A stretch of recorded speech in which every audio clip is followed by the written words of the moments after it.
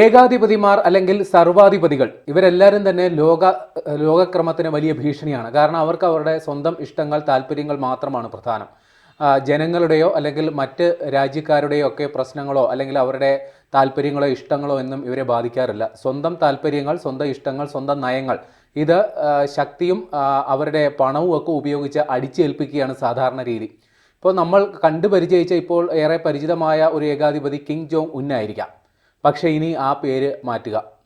ലോകത്തെ ഏറ്റവും ഭയക്കേണ്ട, ഏറ്റവും നമ്മൾ കരുതിയിരിക്കേണ്ട ഏകാധിപതി ഇനി അമേരിക്കൻ പ്രസിഡന്റ് ഡൊണാൾഡ് ട്രംപ് ആയിരിക്കും.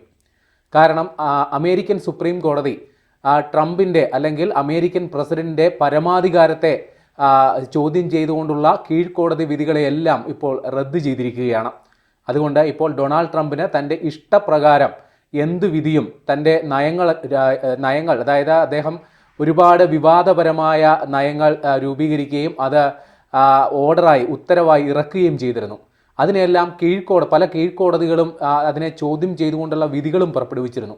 എന്നാൽ അത്തരം കീഴ്ക്കോടതികളുടെ വിധികളെല്ലാം അവരുടെ അധികാര പരിധി കടന്നുള്ള ഒരു വിധിയെന്നാണ് അമേരിക്കൻ സുപ്രീം കോടതി വിധിച്ചിരിക്കുന്നത്.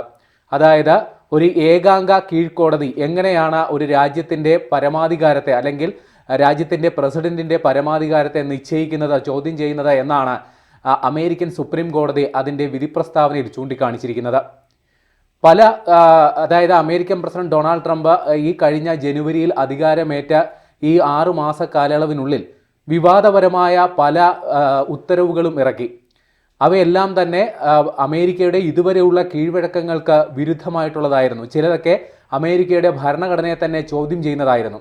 ചില ഉദാഹരണങ്ങൾ പറയാം. ജന്മസിദ്ധമായ പൗരത്വം, അല്ലെങ്കിൽ അമേരിക്കയിൽ ജനിച്ചതുകൊണ്ട് മാത്രം പൗരത്വം കിട്ടുന്ന ഒരു അവകാശം അമേരിക്കയിൽ ഉണ്ടായിരുന്നു. അതായത് അമേരിക്കയിൽ കുടിയേറി പാർക്കുന്ന നിയമപരമായോ അല്ലാതെ, അതായത് വിസ ഉള്ള ആളുകളോ അല്ലെങ്കിൽ അനധികൃത കുടിയേറ്റക്കാരോ അമേരിക്കയിൽ എത്തിയതിനു ശേഷം അവർക്കൊരു കുഞ്ഞ് ജനിക്കുന്നെങ്കിൽ ആ കുഞ്ഞ് ജനിച്ചത് അമേരിക്കയിലായതുകൊണ്ട് മാത്രം ആ കുഞ്ഞിനെ അമേരിക്കൻ പൗരത്വമുള്ളയാളായിട്ട് പരിഗണിക്കുമായിരുന്നു. ഈ സവിശേഷ അധികാരം അമേരിക്കയുടെ ഭരണഘടനയുടെ 14-ാം ഭേദഗതിയിൽ എഴുതി ചേർത്തതുമാണ്.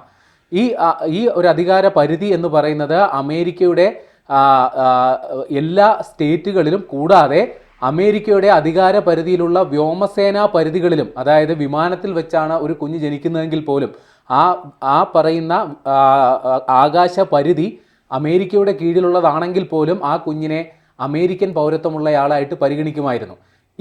ഈ ഒരു ജന്മാവകാശ പൗരത്വം റദ്ദ് ചെയ്തുകൊണ്ടാണ് അമേരിക്കൻ പ്രസിഡന്റ് ഡൊണാൾഡ് ട്രംപ് ആദ്യ വെടി പൊട്ടിച്ചത്. അതിനുശേഷവും നിരവധിയായ ഉത്തരവുകൾ അമേരിക്കൻ പ്രസിഡന്റ് ഡൊണാൾഡ് ട്രംപിൻ്റെ പേരിൽ വന്നു.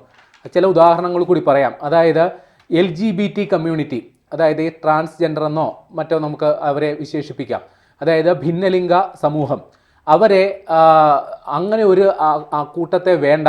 അവർക്ക് സർക്കാരിലോ അല്ലെങ്കിൽ വിദ്യാഭ്യാസ സ്ഥാപനങ്ങളിലോ കിട്ടുന്ന ആനുകൂല്യങ്ങൾ, ധനസഹായം അടക്കമുള്ളവ റദ്ദ് ചെയ്തുകൊണ്ടായിരുന്നു അമേരിക്കൻ പ്രസിഡന്റ് ഡൊണാൾഡ് ട്രംപിൻ്റെ മറ്റൊരു ഉത്തരവ്.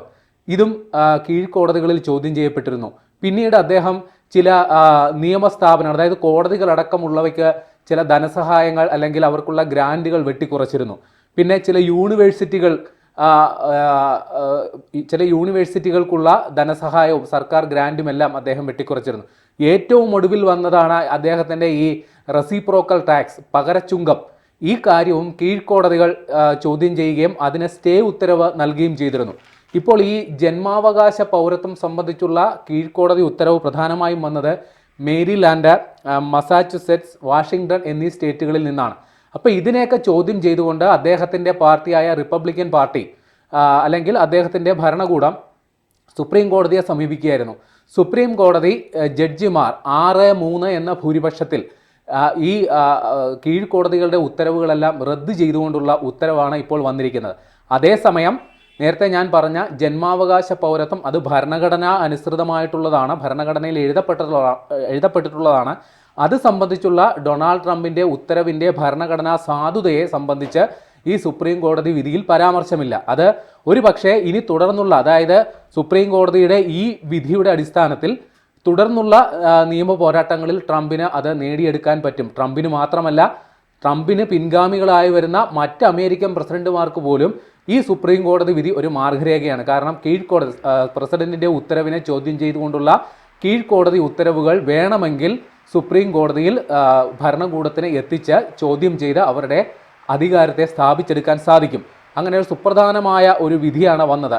ഈ വിധിയെ അമേരിക്കൻ പ്രസിഡന്റ് ഡൊണാൾഡ് ട്രംപ് ഒരു ജയിന്റ് വിൻ എന്നാണ് വിശേഷിപ്പിച്ചത്. അതായത് വമ്പൻ വിജയം എന്നാണ് അദ്ദേഹം വിശേഷിപ്പിച്ചത്. അതേസമയം തന്നെ ഈ ഉത്തരവ് പുറപ്പെടുവിച്ച കീഴ്ക്കോടതി സുപ്രീം കോടതിയുടെ നന്ദിയും അദ്ദേഹം രേഖപ്പെടുത്തിയിട്ടുണ്ട്.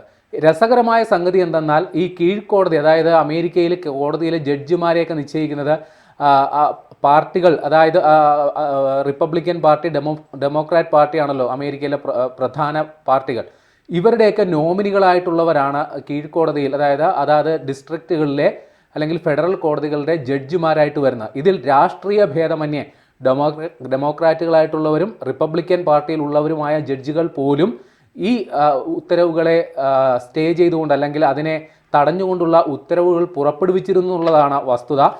എന്നാൽ ഇവിടെ സുപ്രീം കോടതിയിൽ 6-3 എന്ന ഭൂരിപക്ഷത്തിൽ ട്രംപിൻ്റെ വാദങ്ങൾ അംഗീകരിക്കപ്പെടുകയായിരുന്നു. ഇതിൽ 3 ജഡ്ജിമാർ ഈ വിധിയെ അതിനോട്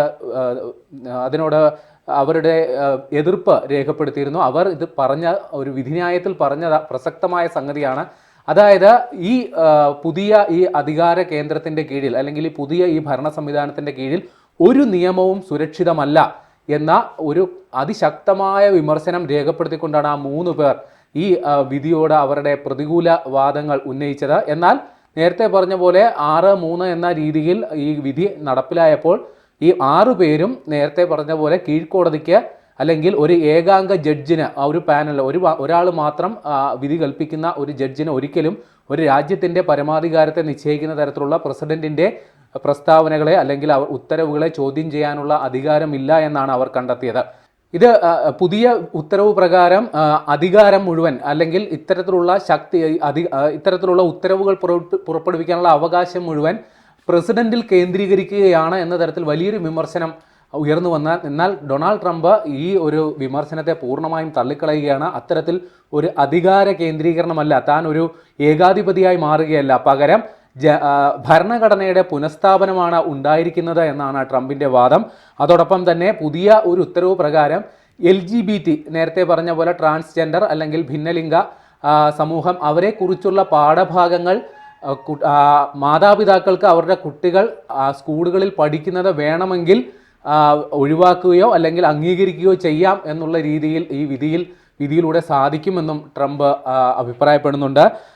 അതോടൊപ്പം തന്നെ ഇത് നേരത്തെ കീഴ്ക്കോടതി ഉത്തരവുകൾ പ്രകാരം ഈ ട്രംപിൻ്റെ ഭരണകൂടം ചില സർക്കാർ ജീവനക്കാരെ പിരിച്ചുവിട്ടതടക്കമുള്ള നടപടികളുണ്ട്. അതായത് എലോൺ മസ്കിൻ്റെ ഡോഡ്ജ് എന്ന് പറയുന്ന ഒരു ഭരണസമിതി ഉണ്ടായിരുന്നു. കാര്യക്ഷമതാ വകുപ്പ് എന്നാണ് അതറിയപ്പെടുന്നത്. ചെലവ് ചുരുക്കൽ നടപടികളുടെ ഭാഗമായി കാര്യക്ഷമതയില്ലാത്ത അമേരിക്കൻ സർക്കാർ ഉദ്യോഗസ്ഥരെ പിരിച്ചുവിട്ടതടക്കമുള്ള നടപടികളുണ്ടായിരുന്നു. അപ്പോൾ ഇതിനെ ചോദ്യം ചെയ്ത് അവരും ഈ കോടതികളെ സമീപിച്ചിരുന്നു. ആ കേസിലും ഒരു ഉത്തരവ് കീഴ്ക്കോടതികൾ പുറപ്പെടുവിച്ചിരുന്നു. ഈ കാര്യത്തിലും ഇപ്പോൾ ട്രംപിന് ആശ്വാസകരമായ ഒരു ഇടപെടലാണ് സുപ്രീം കോടതിയുടെ ഭാഗത്തു നിന്ന് ഉണ്ടായിരിക്കുന്നത്. അപ്പോൾ തീർച്ചയായിട്ടും നമ്മൾ ഇനി ഭയക്കണം. കാര്യം ട്രംപ് നേരത്തെ പറഞ്ഞതുപോലെ റെസിപ്രോക്കൽ ടാക്സ് എന്ന് പറയുന്ന വലിയ ഒരു കോടാലി ഇന്ത്യ അടക്കമുള്ള രാജ്യങ്ങളുടെ മേൽ ഇങ്ങനെ തൂക്കിയിട്ടിട്ടുണ്ട്. കാരണം അതിൻ്റെ കാലാവധി ഈ ജൂലൈയിൽ അവസാനിക്കുകയാണ്. അതായത് ഫെഡറൽ കോടതി ഉത്തരവ് പ്രകാരം ഇപ്പോൾ തൽക്കാലം അത് സ്റ്റേ ചെയ്തിട്ടുണ്ട്. എന്നാൽ ട്രംപിൻ്റെ ഒരു നിലപാടനുസരിച്ച് ആ പറയുന്ന നികുതി അത് നടപ്പിലാക്കും എന്ന തരത്തിലുള്ള കടുത്ത നിലപാടിലാണ് ട്രംപ് ഉള്ളത്. അത് ഒരു പരിധിവരെ അദ്ദേഹത്തിൻ്റെ സമ്മർദ്ദതന്ത്രമായിട്ട് വേണം കരുതാൻ. ഏതായാലും ഈ കോടതി വിധികളുടെ പശ്ചാത്തലത്തിൽ ഇന്ത്യ അടക്കമുള്ള രാജ്യങ്ങൾ ഭയപ്പെടേണ്ട ഒരു സാഹചര്യമുണ്ട്. കാരണം ട്രംപ് ചോദ്യം ചെയ്യപ്പെടാനാകാത്ത ഒരു ശക്തിയായി വരുന്നു. അദ്ദേഹം അമേരിക്കയുടെ പ്രസിഡന്റാണ്. അമേരിക്ക എന്ന് പറഞ്ഞാൽ സൈനികമായും സാമ്പത്തികമായും ലോകത്ത് മുൻപന്തിയിലുള്ള ഒരു രാഷ്ട്രമാണ്. അതുകൊണ്ട് തന്നെ ട്രംപിൻ്റെ ഇനി ഇത്തരത്തിലുള്ള മുൻപിൻ നോക്കാതെയുള്ള ഉത്തരവുകൾ, ദൂരവ്യാപകമായ പ്രത്യാഘാതങ്ങൾ ഉണ്ടാകുന്ന ഉത്തരവുകൾ ചോദ്യം ചെയ്യപ്പെടാൻ പോലും അവസരമില്ലാത്ത രീതിയിൽ അദ്ദേഹത്തിന് ഇപ്പോൾ സുപ്രീം കോടതിയിൽ നിന്ന് വിധി സമ്പാദിക്കാൻ സാധിച്ചിരിക്കുന്നു. അതുകൊണ്ട് തന്നെ ട്രംപിൻ്റെ ഇനി വരുംകാല ഉത്തരവുകൾ അത് നമ്മൾ ഏറെ കരുതലോടെ കാത്തിരിക്കണം. ഏത് രീതിയിലാണ് അദ്ദേഹം പെരുമാറുന്നത് നമുക്കറിയാൻ സാധിക്കില്ല. കാരണം അദ്ദേഹം നേരത്തെ പറഞ്ഞതുപോലെ വിചിത്രമായ രീതിയിൽ ചിന്തിക്കുകയും വിചിത്രമായ രീതിയിൽ പെരുമാറുകയും വിചിത്രമായ ഉത്തരവുകൾ പുറപ്പെടുവിക്കുകയും ചെയ്യുന്ന ആളാണ്. അതുകൊണ്ട് തന്നെ ഒരു ഏകാധിപതിയായി ട്രംപ് മാറുന്നു. അതുകൊണ്ട് സുപ്രീം കോടതി പോലും അമേരിക്കയുടെ സുപ്രീം കോടതി പോലും അദ്ദേഹത്തെ അനുകൂലിക്കുന്ന ഒരു നിലപാട് വരുന്നു. അതുകൊണ്ട് ഇന്ത്യ അടക്കമുള്ള രാജ്യങ്ങൾ ട്രംപിനെ കരുതിയിരിക്കുക തന്നെ വേണം.